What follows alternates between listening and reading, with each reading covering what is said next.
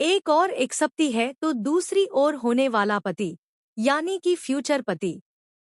दोस्तों, सोचिए जरा, जिंदगी के ऐसे मोड़ पर खड़ी मंगल कैसी हालत में होगी जहां एक तरफ वो इंसान है जिसने कभी उसकी दुनिया को बिखेर दिया था और दूसरी तरफ वो है जिसे वह अपनी नई उम्मीद मानकर दिल से स्वीकारने जा रही थी।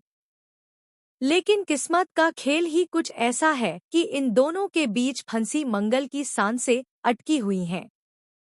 प्रतिमा बार बार मंगल से कहती है, अगर तुम्हें अपने अतीत में जीना है तो कपिल का साथ छोड़ दो।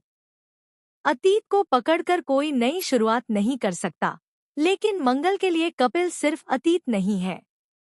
वह उसके बच्चों का पिता है, उसके अस्तित्व का हिस्सा है, और यही कारण है कि वह अपने बच्चों का भविष्य उजाड़कर सिर्फ अपने दिल की शांति नहीं ढूंढ सकती। मंगल ने साफ और मजबूती से कह दिया है, मैं कपिल का साथ नहीं छोड़ सकती। चाहे पूरी दुनिया मेरे खिलाफ क्यों न हो जाए, मेरे बच्चों के पिता को मैं अकेला नहीं छोड़ूंगी। उसके इस फैसले ने पूरे घर में हलचल मचा दी है। बच्चे भी माँ की इस जिद को देखकर रो पड़ते हैं।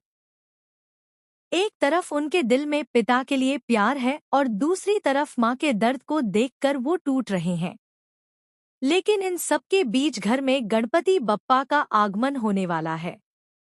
बच्चे और घरवाले सोच रहे हैं कि बप्पा के आते ही आदित्य की हालत सुधर जाएगी। वो आंखें खोलकर सब सच कहेगा और सारी गलतफहमियां दूर हो जाएंगी। उम्मीद की यही एक डोर सबको संभाले हुए है। और चमत्कार भी होता है। आदित्य को आखिरकार होश आ जाता है। पूरा घर खुशी से झूम उठता है। लेकिन खुशी ज्यादा देर टिक नहीं पाती क्योंकि आदित्य की जुबान पर ताला लगा हुआ है। होश में आने के बावजूद वह सच्चाई बोलने की हालत में नहीं है। उसकी आंखें सब कुछ कहती हैं, लेकिन लफ्ज बाहर नहीं निकलते। इसी बीच केस में नया तूफान आता है। वो राज जो टेरेस पर छुपा था, धीरे धीरे सामने आने लगता है। वहां सिर्फ एक गवाह थी, कुसुम। कपिल और आदित्य दोनों जानते हैं कि असल में हुआ क्या था, लेकिन कुसुम की आंखों ने जो देखा, उसने उसकी सोच को गुमराह कर दिया। कुसुम का मानना है कि कपिल ने आदित्य को जानबूझकर धक्का दिया। उसका यकीन इतना पक्का है कि वह कोर्ट में जाकर कपिल के खिलाफ गवाही देने को तैयार है। और यही गवाही कपिल की जिंदगी को पूरी तरह बर्बाद कर सकती है। कपिल को अपने ही घर में गुनहगार की तरह देखा जाने लगा है। बच्चे अपने पिता के आंसुओं को देखकर तड़पते हैं, मगर मजबूर हैं। मंगल का दिल चीखता है, लेकिन हालात उसे बेबस कर रहे हैं। दूसरी तरफ असली गुनहगार मोनिशा, जो इस पूरे खेल की मास्टरमाइंड है, वह सब कुछ देखकर भी मजे ले रही थी। लेकिन जब मामला बिगड़ गया तो वह फरार हो गई। मगर सवाल ये उठता है कि भागकर जाएगी कहाँ?